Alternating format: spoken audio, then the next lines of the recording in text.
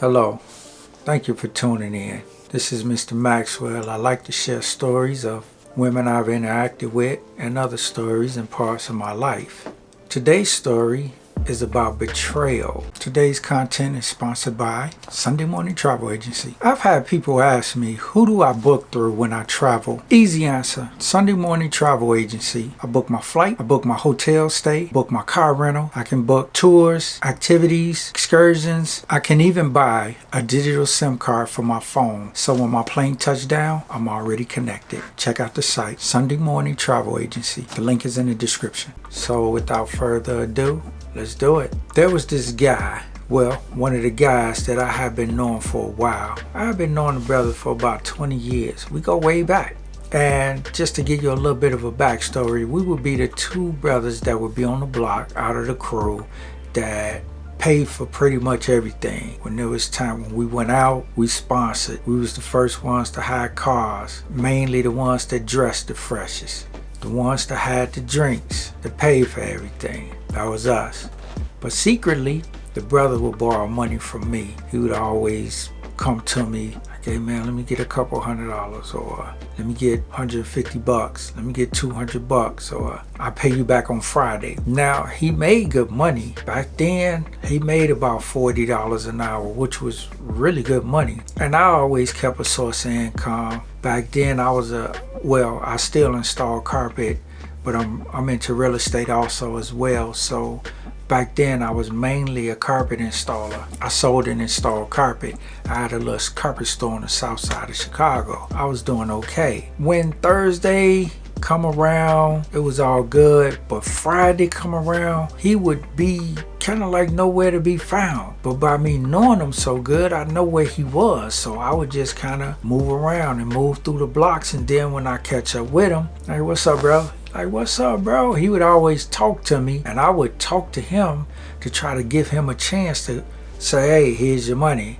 He never would say nothing. So I would have to pull him to the side. Hey, bro, let me holler at you for a sec. Hey, what's up? What's up, bro? I don't know, what's up? Man, what's good, bro? What's up? Man, where my money at, man? I am the type of person that I do not like asking for my money. I'm the type of person that do not like to owe people. So I don't borrow money from people. It's very difficult for me to borrow unless you count the credit cards that I have. It's a different story. However, when it comes to street credit, I think that's a different thing. I did deal with street credit at one point, but as far as outright borrowing money for nothing in return, let me borrow this, I'll give it back to you on this day. No, that's not me. I do not like, and didn't back then like borrowing money. However, fast forward, I asked him for the money, and he would go into this robot mode, and he would go in his pocket real slow, and he would go ahead and pay me. But after about 3 times of doing that, I stopped loaning him money because I know he was a bad paymaster. He didn't like to pay. So we was cool. And we would kick it. Everything would be all good until he asked for money, and I'd be like, bro, I ain't really got it. I'm kind of short this week. I really don't have it, bro. I could tell he would feel some type of way about it, but it didn't bother me at all because I didn't want us to fall out over money. And when it comes to money, I have a rule. I'm not going to lend out more than I can afford to lose, or I'm not going to lend out more than I can afford to walk away from. So if you ask me for $1,000, and I know $1,000 would hurt me or put me behind on bills, I'm not gonna loan you $1,000. But if you ask me for $50, and I know that if you don't pay me that $50 back, I'm not gonna lose friendship over the $50. I'm just not gonna loan you money anymore. It'll be no hard feelings. So that's how it became with this brother and I. Now, I sold cars at one point also, and he asked me for a dealer's plate, a temporary dealer's plate. I said, I normally don't do this because I'm not supposed to. I could lose my dealer's license for selling dealer's plate. But if I was to give you a dealer plate, then I would need $100. He said, okay, cool. I said, well, you know what? I only got one left. Give me till tomorrow. And I had one plate he was in the garage with me. We were standing in my garage, we were talking. And I had a temporary plate laying on the table. And I said, that's my last one. Give me a couple days, I'll see what I can do. I tell him, hold on. I run in the house real quick. I forgot my phone. I go get my phone, come back out. We in the garage, we talking. And he say he get ready to get on up out of there. We talk for about, I don't know, maybe 20, 30 minutes.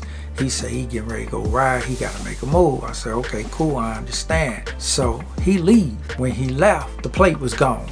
I said, wow, this dude did outright stole this plate from me. I paid $20 for the dealer plates. I get it $20 a piece. I get a stack of temporary plates for when I sell cars.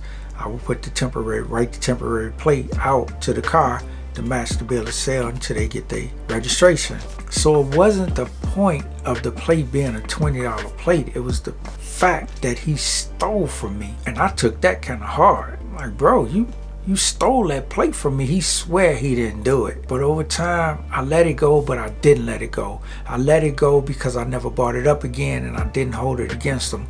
But I didn't let it go because I learned something about his character. He's just shady, and I'm not off limits to his shadiness. One day, this guy called me and said that he wanted some carpet installed, a potential client. I said, okay, I can do it. He said, man, I said, I need a deposit though. I said, I'll do it. I think I told him $1,600.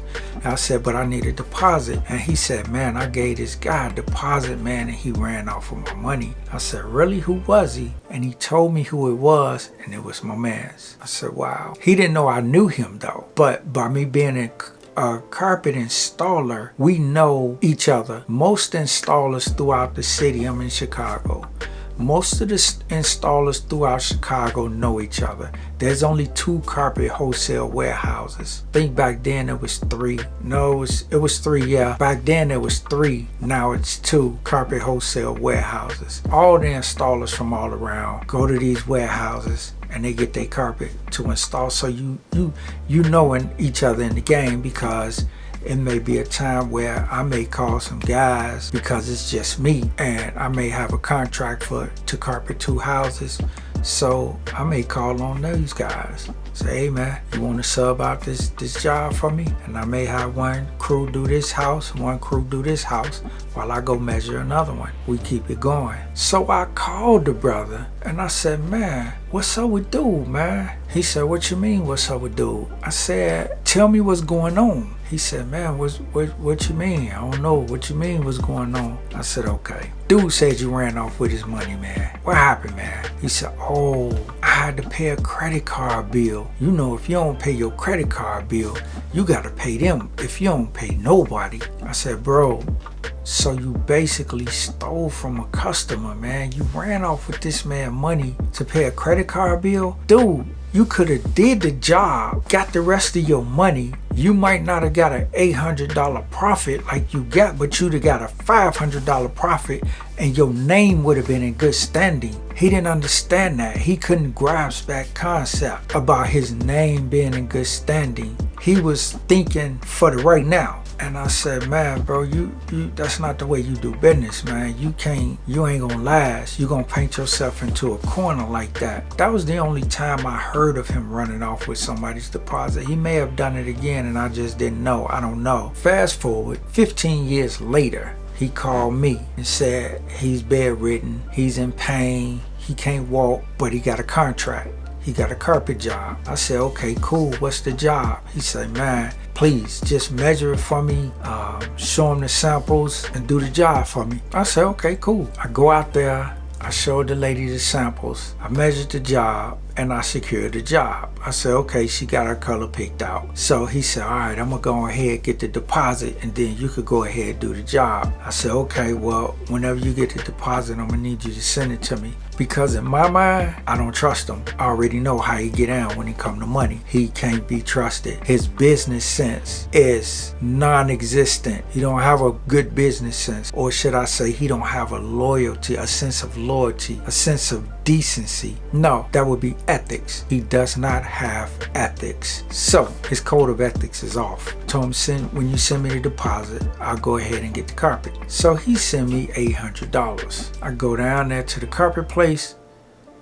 The carpet costs $400. So I said, okay, the carpet was really $350. I had pad in my garage it would have came to $400 with the roller pad. I grabbed a pad out the garage. I had the carpet for the $350, $50 on the gas, then $100 to pay a helper to do the job. So we looking at what, $500? The lady complained. She said the color, I don't think that's the color I picked. So at that point I stopped working. I said, well, I'll tell you what, if you're not satisfied with the color, we can go ahead and work it out right now. I'm not going to install anything else. Let me know what you want to do and then we'll do that. She said, nah, it's okay. It's a rental. It's for a tenant. It look like it's a shade off, but it don't even matter. She was on FaceTime. She said, it's okay. Go ahead, keep working. I said, are you sure?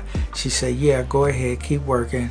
Just go ahead, get it in. I installed the carpet. When I finished the job, I asked the tenant to look at it.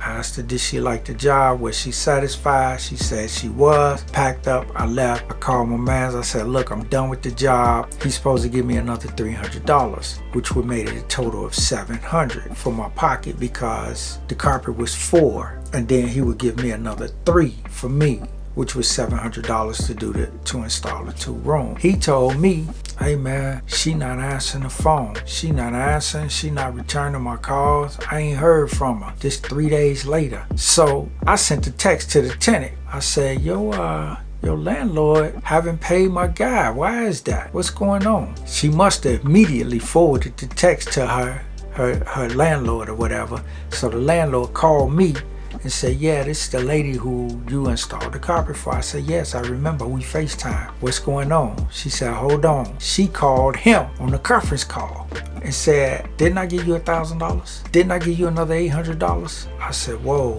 thank you. The lady got off the phone. He said, man, why was you calling my customer? No, bro. Why did you lie to me? Why did you tell me that she wasn't answering your calls and she wasn't returning your calls? Bro, I'm just saying, why was you calling my customers? That was out of line. You shouldn't have been calling her.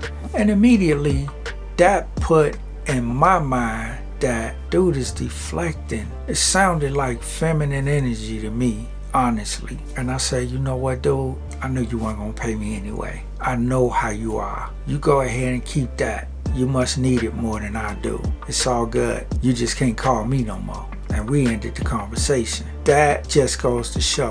The moral of this story is, I guess there's a couple takeaways from this one. Know the people around you. And back to what I said earlier, do not give up more than what you can walk away from. Meaning, if I'd have went out, paid for the carpet out of my pocket, paid my helper out of my pocket, that would have been more than what I was willing to walk away from. I might have been ready to physically confront dude or confront him by any means necessary to get out of him whatever I needed to get out of him. However, I needed to get it out of him. I didn't put more on the line than I was willing to walk away from. We agreed on a set amount, but I was willing to settle for this set amount because I knew how he was. So I demanded that he put the deposit down. Needless to say, our friendship is ruined. And it wasn't ruined because of money, because $300-400 is not a lot of money. You could blow that in one night. That's nothing, but it's not a lot of money. It's not enough to lose a friendship over. The friendship was destroyed because he didn't respect me enough to tell the truth, because he wasn't honest and forthcoming like I was with him. That's why the friendship was destroyed. Thank you for listening, guys. This has been Mr. Maxwell. Like, subscribe, share, comment, thumbs up, thumbs down. Either way, I wish you well.